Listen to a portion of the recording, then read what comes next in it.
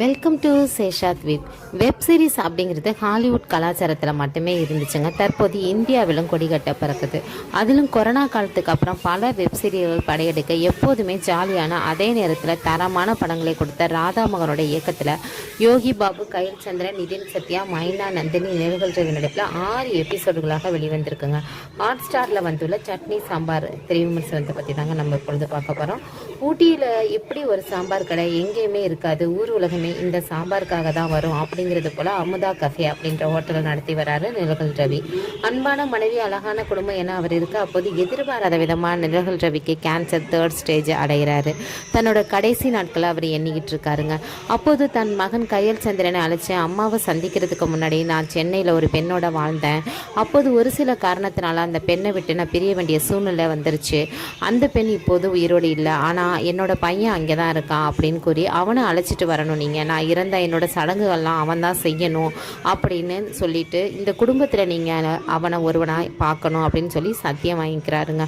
அதற்காக கயல் சந்திரன், நிதின் சத்யா, இளங்கோ ஐயர்லாம் அந்த பையனை தேடி வராங்க. அந்த பையன் யோகி பாபு சென்னையில் ஒரு தள்ளுவண்டி சாப்பாடு கடை நடத்திட்டு வராரு. அவர் வரமாட்டேன்னு சொல்கிறாரு. அவர் எவ்வளோ சொல்லியும் அப்பாவுக்காக யோகி பாபுவை ஊட்டிக்கு தூக்கிட்டு வந்துடுறாங்கங்க. அவர் நிழல்கள் ரவியை பார்த்ததுமே அவர் இறந்து போகிறாரு. அதன் பிறகு யோகி பாபு அந்த குடும்பத்தை ஏற்றாரா அப்படிங்கிறது தாங்க மீதி கதை. ராதாமோகன் படம் அப்படின்னாவே மக்களோட எமோஷ்னல் உணர்வுகளை மிக அழகாக படம் பிடிச்சு காட்டியிருப்பார்.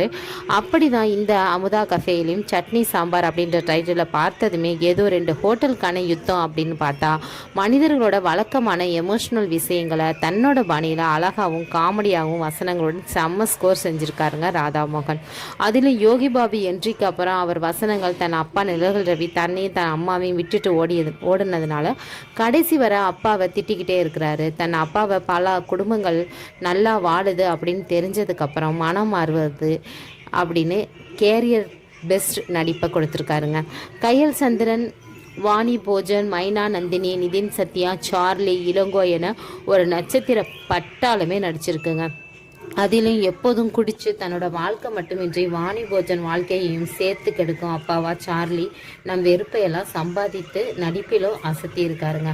அதோட கயல் சந்திரனை தவிர அவருடைய அக்கா, அம்மா யாரும் யோகி பாபுவை ஏற்றுக்காத நேரத்தில் யோகி பாபு தன் குணத்தால் எப்படி அந்த குடும்பத்தில் நுழைகிறாரு அப்படிங்கிற காட்சிகள் அத்தனையுமே அழகுங்க.